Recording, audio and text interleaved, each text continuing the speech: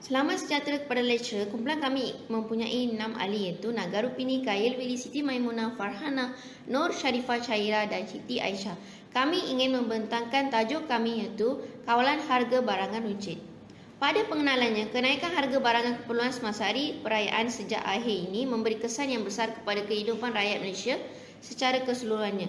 Isu kenaikan harga barang ini secara langsung menyumbang kepada kos sara hidup yang lebih tinggi. Permintaan terhadap barangan tertentu meningkat melebihi pengeluaran. Justru itu ini menyebabkan terdapat segelintir peniaga yang cuba mengambil kesempatan mengenakan harga yang tinggi untuk mendapat keuntungan yang berlebihan. Secara teorinya, semakin tinggi kos sara hidup, semakin kurang kuasa beli pengguna. Bagi individu, inflasi akan mengurangkan pendapatan benar dan keadaan ini menjadi serius jika kadar kenaikan harga daripada kadar kenaikan pendapatan wang individu yang akan memberi kesan kepada kuasa beli. Kesan dan kadar inflasi yang tinggi akan memberi impak negatif kepada pengguna di Malaysia, terutamanya kenaikan harga barangan keperluan harian seperti gula, minyak masak. Keadaan ini akan menjadi lebih teruk apabila peningkatan pendapatan tidak seiring dengan kenaikan kos sara hidup. Merujuk falsafah, kita boleh bahaskan lebih mendalam mengikut poin-poin yang dibincangkan seterusnya.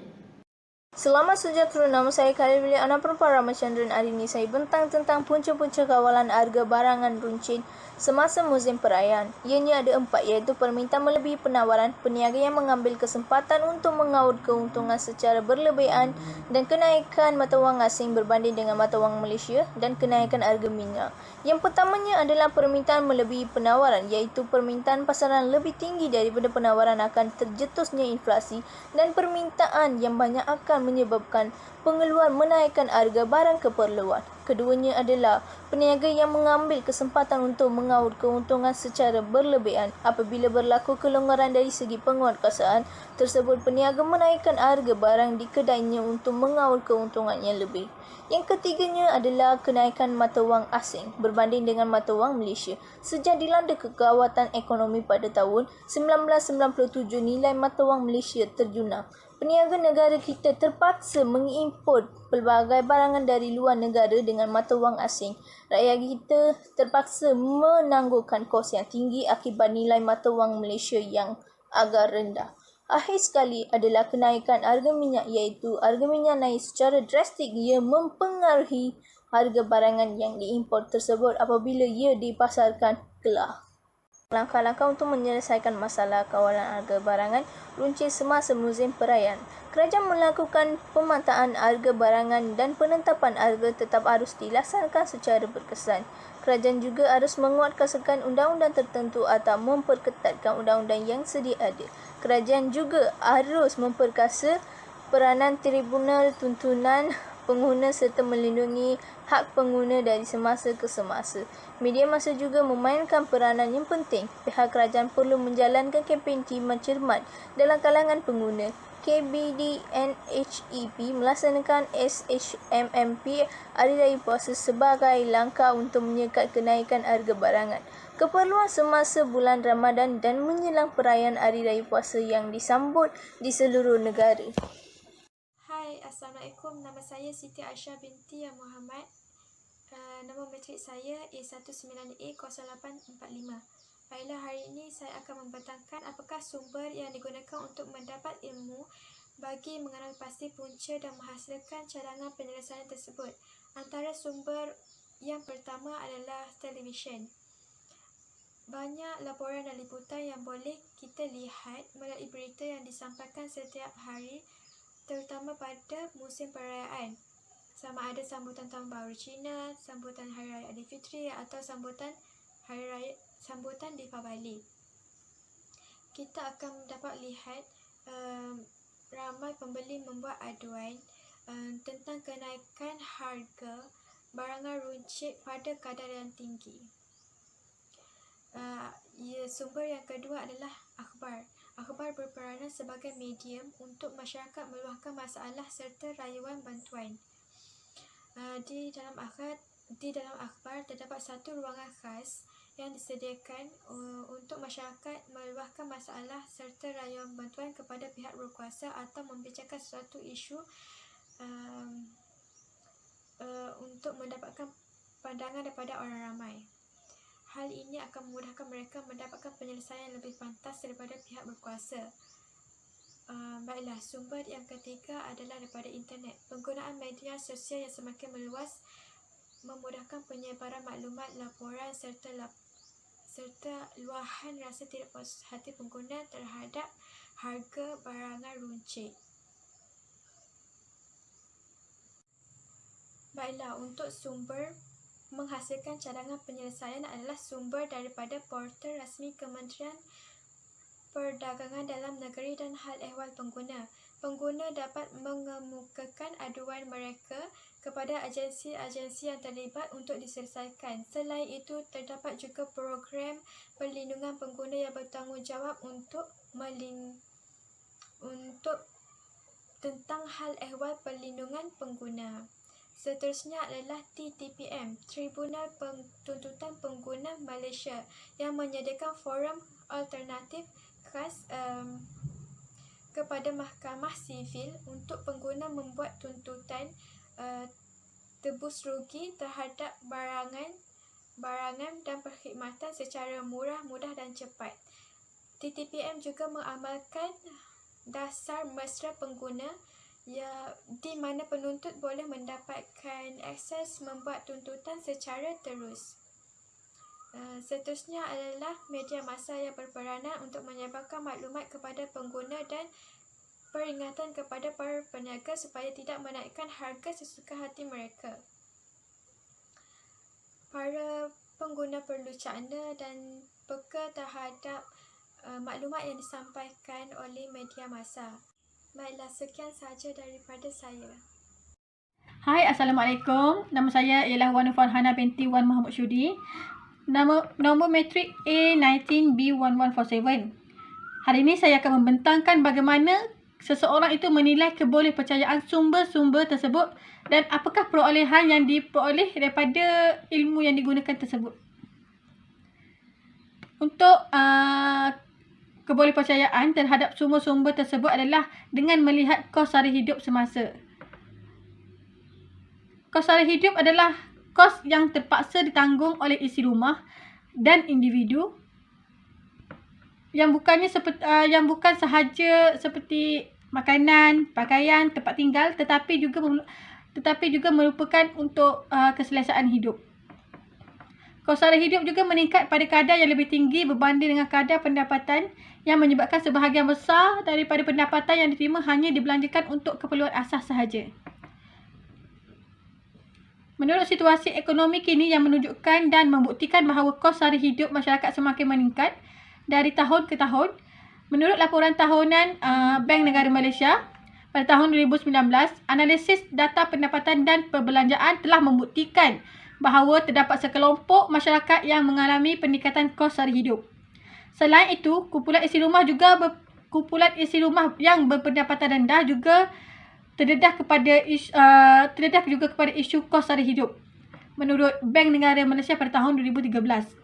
Manakala menurut Basir 2017, secara asasnya peningkatan harga barangan berkaitan dengan kemampuan ataupun kuasa beli pengguna juga menyebabkan tekanan khususnya kepada isi rumah yang berpendapatan rendah kerana kuantiti barangan yang mampu dibeli akan berkurangan. Manakala untuk kaedah perolehan ilmu pula merujuk kepada epistemologi menurut Amin Abdullah pada tahun 96. Seringkali kajian epistemologi tertumpu kepada dataran konsep, asal-usul ataupun sumber ilmu pengetahuan asas secara konseptual filosofis.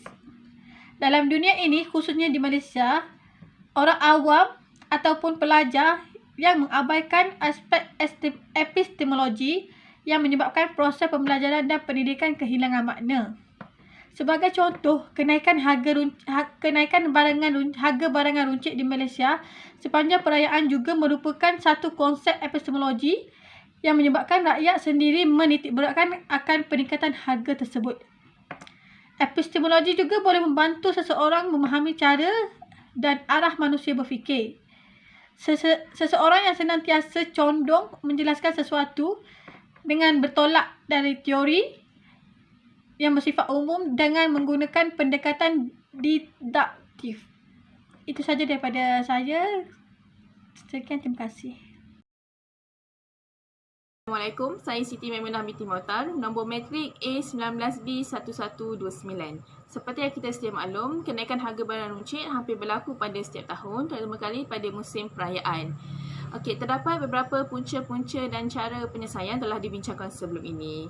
Okey, selain itu terdapat juga sumber-sumber dan kaedah-kaedah pemulihan ilmu yang telah digunakan. Oleh itu, saya terangkan sedikit apakah justifikasi dan rasional mengapa sumber dan kaedah tersebut digunakan. Seterusnya, sumber yang telah kami gunakan adalah melalui televisyen, surat khabar dan internet. Alright, justifikasi dan rasional mengapa sumber tersebut digunakan. Untuk televisyen ialah lebih diyakini dengan bukti yang kukuh. Ini kerana kebanyakan warga emas dan suri rumah lebih banyak meluangkan masa menonton berita melalui televisyen. Selain itu, televisyen juga menyampaikan berita dengan lebih jelas. Dan manakala untuk surat khabar pula, ia mudah didapati dan juga penulisan yang ditulis dalam akhbar ditulis oleh wartawan-wartawan yang berkaliber. Dan seterusnya adalah melalui internet. Internet lebih memaparkan berita dengan lebih pantas dan terkini berbanding media massa yang lain, dan ia juga menjadikan medium utama untuk golongan-golongan muda. Dan melalui media massa, kita dapat melihat dan menilai respon-respon dan kritikan pengguna berkenaan harga barangan runcit. Oleh itu, dengan segala maklum-maklum tersebut, kita dapat rungkaikan masalah yang berlaku dan sumber tersebut adalah paling mudah untuk didapati kerana ianya berlaku hampir kepada seluruh rakyat Malaysia. Ya, kaedah pemulihan ilmu yang telah digunakan adalah merujuk kepada kaedah epistemologi.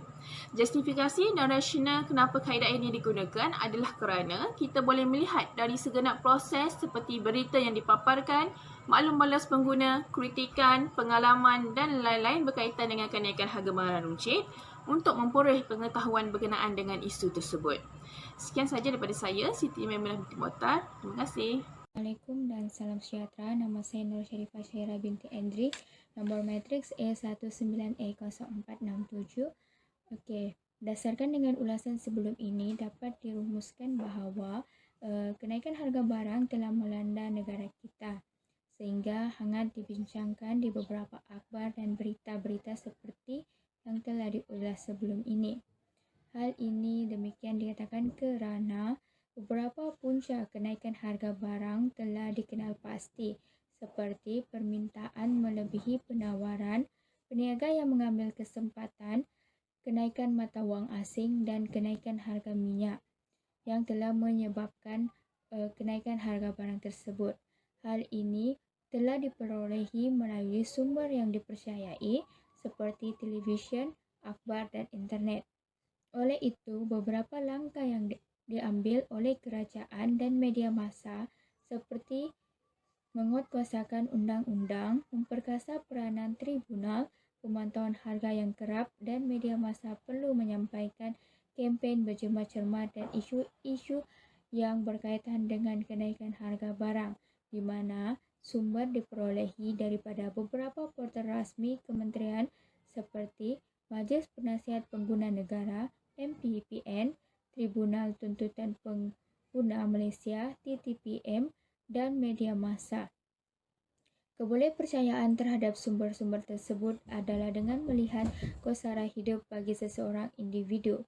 Hal ini dibuktikan berdasarkan laporan tahunan Bank Negara Malaysia pada tahun 2015 yang memperlihatkan analisis data pendapatan dan perbelanjaan sekelompok masyarakat yang mengalami peningkatan kosara hidup. Manakala untuk kaedah perolehan ilmu pula merujuk kepada epistemologi di mana konsep dan sumber ilmu pengetahuan secara konseptual filosofis. Kenaikan ini menyebabkan perbelanjaan rakyat Malaysia semakin bertambah bagi golongan yang hidup seperti kais pagi makan pagi, kais petang makan petang atau kurang berada ini. Kenaikan ini sudah pasti menimbulkan beban kepada mereka. Setelah diteliti dengan lebih mendalam, kesimpulannya, kenaikan harga barang telah menyusahkan banyak pihak, terutamanya pengguna. Oleh itu, semua pihak hendaklah bekerjasama bagai aur dengan tebing untuk menangani masalah ini. Bagi setengah pihak pula, janganlah bersikap seperti enau dalam berukar melepaskan pucuk masing-masing. Tetapi sebagai rakyat Malaysia yang prihatin untuk menyelesaikan masalah kenaikan harga barang, sebagai pengguna yang bijak, berhikmatlah ketika berbelanja. Beli mana yang perlu saja, jimat cermat amalan mulia. Sekian, terima kasih.